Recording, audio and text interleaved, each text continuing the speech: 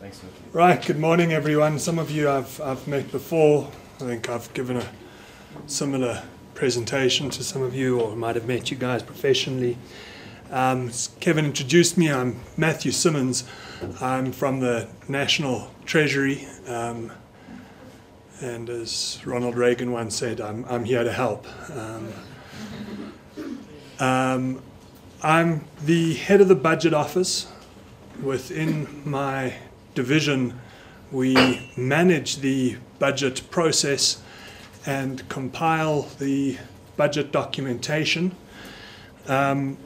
which is why I've titled the presentation today, Reading the Budget Review. It's something I've been working on for many years.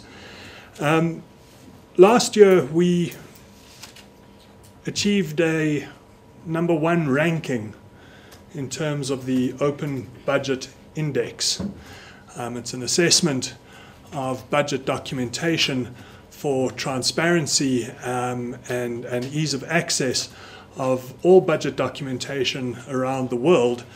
And it is quite remarkable that as South Africa, our budget documentation was able to rank higher than both our peers, but also all other developed countries. And it points to a very important and significant opportunity for people like yourselves and the role that you play in terms of fostering an accountable and democratic government and society. Of course, producing the documentation is the easy bit in terms of that system and process of accountability. What really matters is what people do with that information, how it is used, how it is put to use. Very often, I arrive at forums like this, meetings with departments or with cabinet or with parliament, and I make it sound like I have all of the answers. In actual fact, there are no objective truths to just about any of the issues that I think about on a day-to-day basis. And the only way that we can arrive at better outcomes is through a truly democratic debate and discussion. And the role that the financial journalism sector plays in terms of facilitating that debate is absolutely crucial. And I think that an area that we would certainly like to see substantial progress and development on in the future. So let me get into the content of the presentation. I'm going to run through a lot of it quite quickly, and hopefully we'll have time for conversations. Broadly speaking, when we talk about the finance family, we're not just talking about the National Treasury. The National Treasury is but one department. It is headed politically by the Minister of Finance.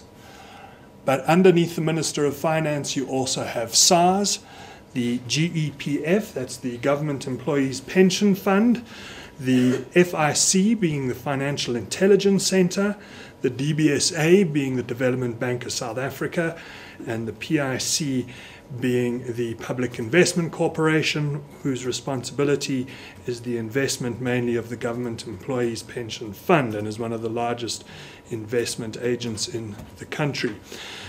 The aim and strategic objectives of the National Treasury are captured in this slide.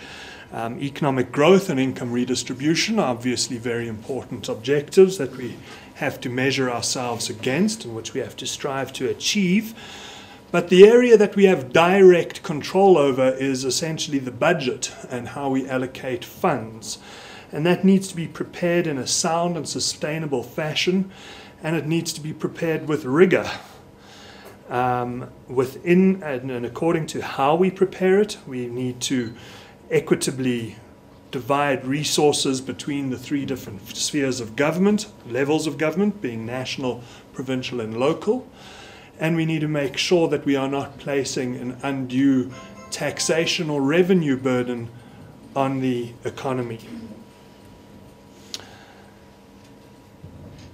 The budget is a key document for government. It's a key policy document as it is where much of government's work finds expression in actual numbers, and it's particularly relevant in terms of measuring and assessing the work of government and the effectiveness of government. It's not the only tool, but it is one, and it is particularly useful in that regard. A budget must meet three functions. Spending, taxation, and borrowing must support the economic objectives. The resources must be allocated to where the political priorities are. And a budget and budget info must be tools to improve quality and effectiveness of spending. So that's the broad framework by which we approach a budget. The budget is constitutionally derived. It's a constitutional function. We're one of the few departments that has a constitutional relevance. And in relation to that, the division of resources, how we divide up money between national, provincial, and local government, is something of particular relevance and something we'll come to later on. The key role players, cabinet, being all of the ministers within government. We have a thing called the Ministers' Committee on the budget, which is headed by the Minister of Finance, where he asks colleagues of his to sit on a committee to provide him with support and advice and counsel in terms of how we utilize the budget and where we utilize it. There's a budget council between the minister and the provincial MECs, or provincial ministers of finance. There's a budget forum, which is between Treasury officials and the provincial Treasury officials. There are various intergovernmental technical forums. When we say intergovernmental in this context, we mean between national and provincial, and sometimes local. So I suppose it's intragovernmental is more correct. We obviously engage very deeply with other departments. The Financial and Fiscal Commission, or the FFC, is an important agency that provides fiscal analysis and analysis of the public accounts. They provide that principally to Parliament, not to us, the various legislatures, and we also engage quite deeply with NEDLAC. We budget in what is called a medium-term expenditure framework. It's a 3-year expenditure framework. We revise it annually, though. So, unfortunately, I don't publish a budget and then go on holiday for 2 years and come back and do another one. It's something that we go through every year and revise and revisit every year.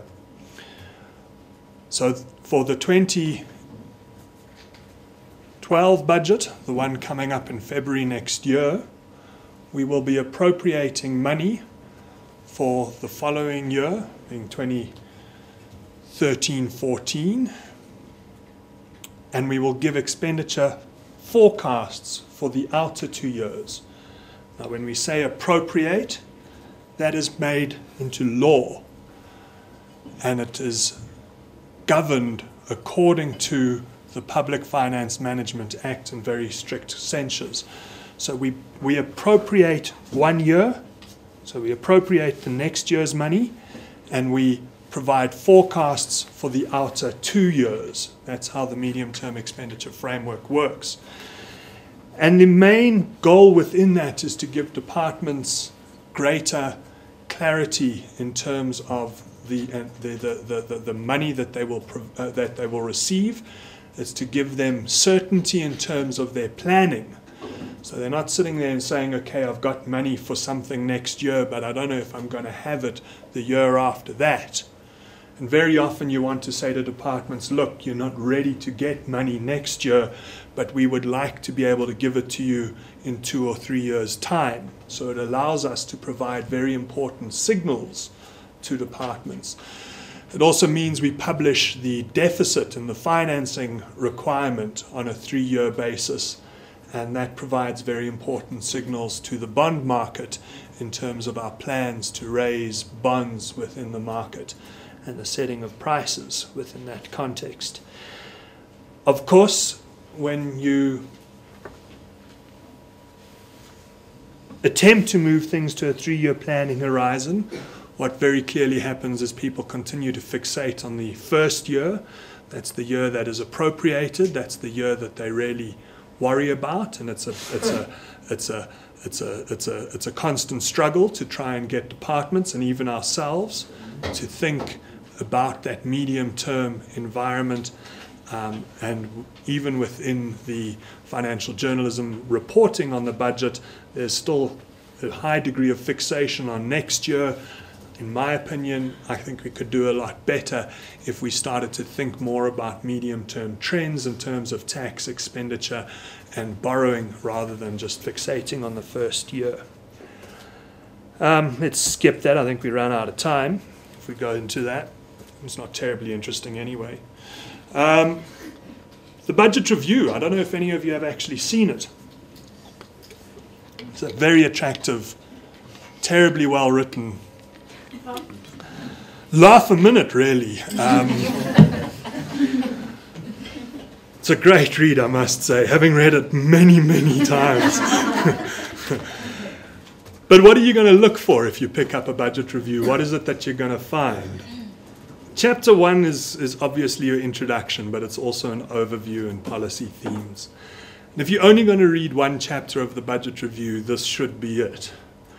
And if we're not telling you everything that you need to know within that chapter, then we're not doing our job sufficiently. All the subsequent chapters are really there to provide additional information or clarification. We cover the economic policy and outlook. If you're wanting to see our economic forecasts, this is where you're going to find it. We'll provide forecasts for the next 3 years, as well as some history. We provide fairly detailed analysis of trends within the economy there too. Chapter 3 is an awkward chapter at this stage. Not sure if it'll continue. It was introduced to draw attention to the employment challenge that we face within the economy and some of the interventions that we are undertaking as government. But it has turned into an important chapter. Chapter 4 deals with fiscal policy. This is where you'll find the deficit being the difference between our income and our expenditure. So if you want to find out what our deficit is, you'll find it here. You'll also find broad macro statements of our expenditure trends and our revenue trends. If you're looking for analysis of sustainability of the fiscus, so you might be thinking about what people have been saying about Italy in the last 24 hours and wondering how South Africa might compare in some similar matrices. This is a chapter that might give you some of that insight. I've also been writing it since 2003, so it's awesome. Chapter 5 is where we do our tax policy and revenue forecasting and trends. So if you want to see what tax relief is and what kind of tax measures we're introducing, you would look into this chapter. I don't really understand anything within it, and it's good luck to all of you, but there are clever people out there who do seem to be able to understand it. Chapter 6 is where we talk about our debt management, the resources that we're going to raise through debt and issuing of bonds, how those bonds will be structured in terms of their term and in terms of domestic and foreign, what our broad debt profile is looking like. Chapter 7, similar to the employment chapter, it's something that is there for the time being because it draws attention to a particularly important issue, being social security reform and the interventions that we are undertaking there. And chapter 8 is where you will find the medium-term expenditure priorities, where we are spending our money, and the reasons why, hopefully. We will explain that too. Then there's a set of annexures, some of which I've never read and have no intention of reading, but Annexure B, our statistical annex, is particularly useful for anybody looking to get into any serious analysis of the fiscal numbers. And we publish details there that are not available elsewhere in the book. Something we've started doing this year, which I think is quite neat, is we've started publishing all of our tables on the internet. So whereas before, if you wanted to reproduce a table, you'd have to pay an intern or someone to sit there for weeks and type them out, and then they'd get it all wrong. Now you can download them in Excel format from our website. Other books, other documents we produce, the appropriation bill, that is the bill that writes the actual allocation of funds into law. Parliament, I think 2 weeks ago, approved the appropriation bill. The E&E being the estimates of national expenditure. If you wanted to build yourself a shed in the garden, this would be an excellent book to use. It's about that thick. It's a heavy, substantial, no one will get through the wall. But if you're looking for details as to what money is being spent within each department and how that money is being spent, this is where you will find it. So if you wanted to look at what was going on in terms of resources at the Department of Public Works, maybe you wanted to see what was happening with their expanded public works program, this could be a useful resource in light of that. So we appropriate things, but during the course of that appropriation, you might find yourselves in a sticky situation. You need to adjust that appropriation. That is when we do the adjusted estimates of national expenditure. That takes place in October. So you might hear reference to the adjusted E&E. There's a People's Guide to the Budget. It's a popular version, a kind of summarized version of the main budget. The Division of Revenue Bill is the law by which we give money to provinces and local government. It says how much money we need to give to provinces and in what form, and how much money we need to give to municipalities and in what form. And then we also have a medium-term budget policy statement that is published in October most years. It's really just that. It's an opportunity for the Minister of Finance to say to his colleagues, Parliament and the country, this is our intent for the coming budget in February. Now, we have a particularly complicated approach to reporting on government expenditure and can be quite difficult. The first thing we like to use is the word consolidated. Okay? And what does that mean? You start with the main budget. Let's just call that national government for now. If you wanted to go to consolidated national budget, you would add in the revenue and expenditure of the Social Security funds and the RDP fund. Consolidated means you take out double counting. Okay, that's all it means. Then if you wanted to go to consolidated national and provincial accounts, you would add in the provinces. Now a lot of what is being spent at main budget is a transfer to the provinces. So when we consolidate it, we have to take out that transfer. Otherwise, it'll show up as double counted expenditure when you add in the expenditure of the provinces. So that's all that means. We've reached a level of coverage in our budget which we call consolidated government, which is essentially national government, the Social Security and RDP funds, provinces, and the extra budgetary institutions of national and provincial government. It's almost a complete account of government. All it's lacking is local government. And if you added in local government, you would end up with consolidated general government. If you add in the state-owned enterprises, you get the public sector. So when we report on consolidated government expenditure, we are talking about that level. Yes? Can I just ask something? Like in the main budget, you have the just over 800 billion figure, which is the main budget, and further down you'd find close to 900 billion. Mm-hmm. Is that the main budget and the consolidated? That is the additional resources when you add in the extra social security funds and the provinces mainly. So that's the difference between the main budget and the consolidated government budget. But there seems to be more focus on the main budget. No.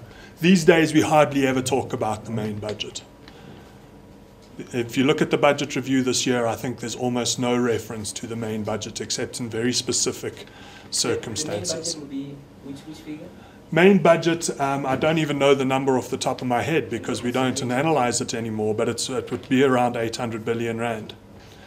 And then once you add in the revenue and expenditure of the other levels of government, you get close to R1 trillion, which is the 900 billion you're talking about.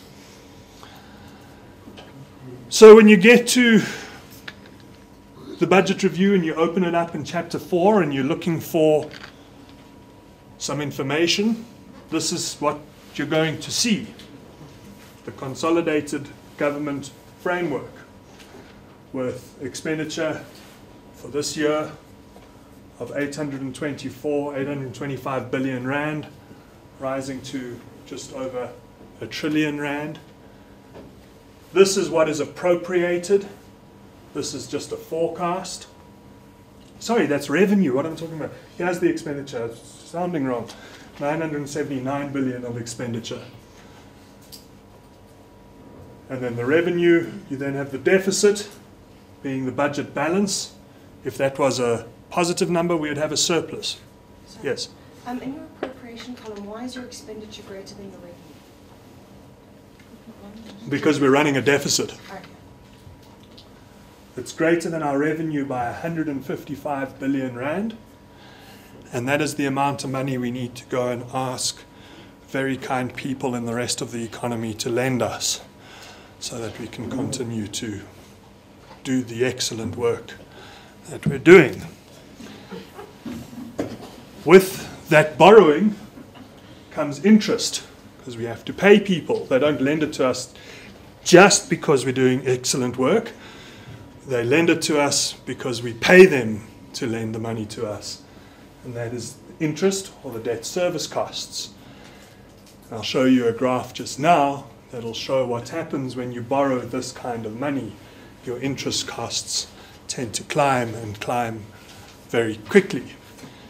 So it is something that governments can do. They can borrow a lot of money, as you'll read in the papers, but it's not something you want to do on a sustained basis. Okay? So that's broadly the fiscal framework. It's a statement of our consolidated government revenue, expenditure, borrowing, the debt service costs, expenditure after interest. Here's the graph I was showing you. The budget balance, the difference between our revenue and our expenditure. You can see that for most of our modern history, we've run quite substantial deficits. 5.5% in 96, 97. Stabilizing at just under 3% for the first half of the 2000s. Moving into a surplus when the economy was at its peak, and then when the economy declined, so did our tax revenue. So we had to borrow at this, according to this analysis, it's nearly 7% of GDP in order to finance our expenditure. You tax your economic activity. That's how you earn your revenue. And when economic activity is doing well, you tend to earn a lot of revenue. But when your economy goes into a crisis, your tax revenue tends to fall. We made the choice in 2009 that the decline in economic activity was temporary, or our analysis showed that it was a temporary decline, and we didn't want to cancel government spending due to temporary factors. We didn't want to fire people, we didn't want to cut pensions, we didn't want to cut social grants because of a temporary decline in our revenue. And as a result, we went out and we borrowed these resources that we were requiring. People have lent that money to us at very competitive rates, so they do believe us. Our story about this being a temporary phenomenon is supported by the market. That's why they're willing to lend us this kind of money at the rates that they do. That's why we're not in a situation like Greece or Portugal or now perhaps Italy. But what it does mean is that our interest bill as a measured as a percent of GDP is starting to rise. Went down to just over 2% of GDP, and it's now starting to nudge back up over 3% of GDP. That means that you're paying more and more of your national income towards just servicing interest. And one doesn't want to be in a situation where that continues to happen. So we do need to see the budget balance continue to improve and stabilize our debt service costs. Where do we earn our revenue from? Mainly it's VAT, CIT, and PIT. You can see that there's shifts in time. In particular, CIT is quite volatile. Corporate income tax, personal income tax, and value added tax.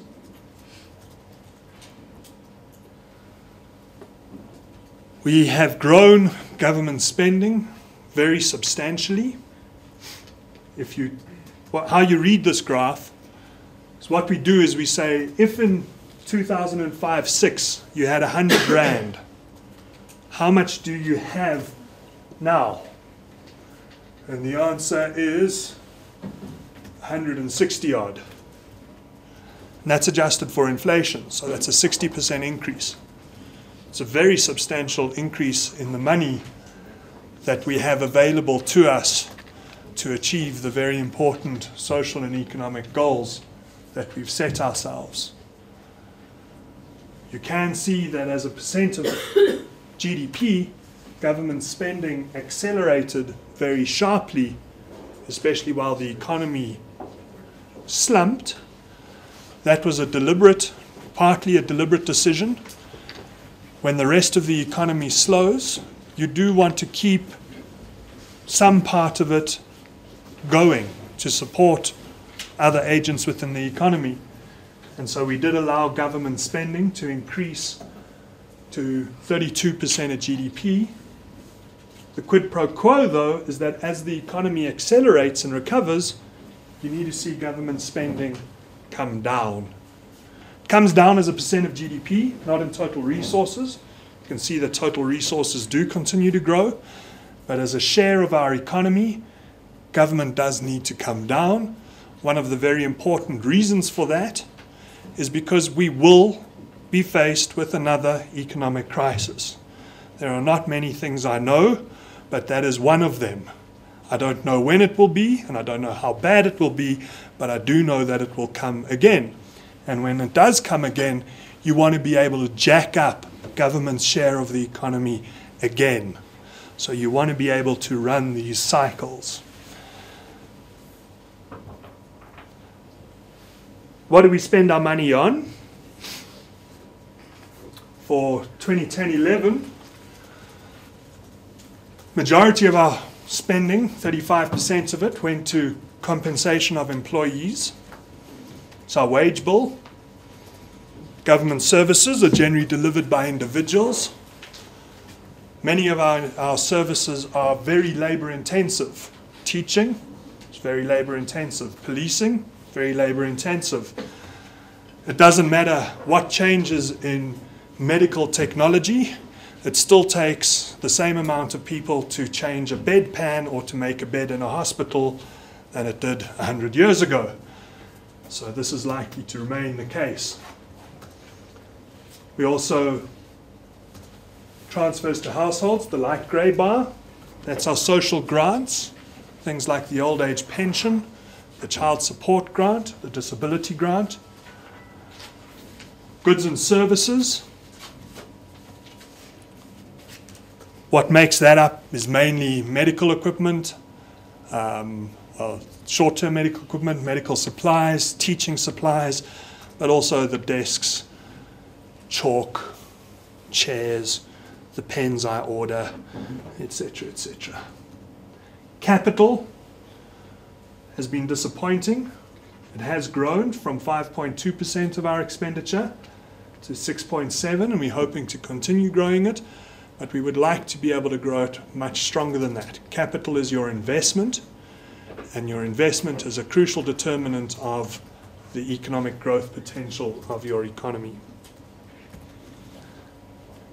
How do we finance our spending? You want to be in a position where your operational costs are covered by your operational revenue.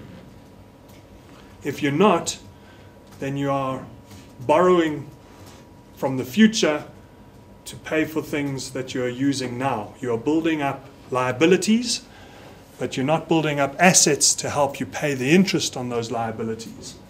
So if we start with interest, compensation of employees, goods and services, transfers to households and other transfers. That's what we call your consumption expenditure. All of that you consume now. Okay? You want to be in a position where your total revenue covers that expenditure. You can see that in 2010-11, we breached that rule and we were borrowing to finance consumption expenditure. That's the same as you don't have enough money to afford your groceries. So instead of scaling down from halloumi cheese to cheddar cheese, and instead of cutting down on your expensive imported wine intake, you just go and get a credit card. Now, luckily, we're not buying expensive wine and halloumi cheese. We're buying important social services. So it is justifiable to do this for a short period of time if you do find yourself in a situation where your income is compromised in your environment. If you're working and you were to be off sick for a month, lose your income for a month, but you're expected to go back to work after that month, then it makes perfect sense to use debt to finance yourself across that difficult period. But if you don't expect to go back to work, then you need to readjust your expectations and your lifestyle. We do expect that the economy will go back to work after the recession, so it's okay for us to consume more than we earn, and over time that does improve almost back to what we call a current balance. Current balance being the difference between your current expenditure and your current revenue. You'll often see reference to the primary balance. Primary balance is a very important indicator of sustainability. It's your revenue less your non-interest expenditure, so it's the maroon against the dotted line. If you're in a primary deficit, you are borrowing to pay your interest. Means you cannot afford the interest on your first credit card, so you go and get a second credit card to pay the interest on the first. That might be cool for the first few months, but after a while you're going to have to go and get a third credit card, and very soon you're going to find yourself in a debt spiral. And this is what we mean when we talk about countries getting into a debt spiral or a debt trap. Again, in the face of the economic crisis that we encountered, that is a perfectly reasonable position to find yourself in, but you do want to see that government gets itself out of that position before we find ourselves in a very difficult debt position. Can we go to questions? Sure.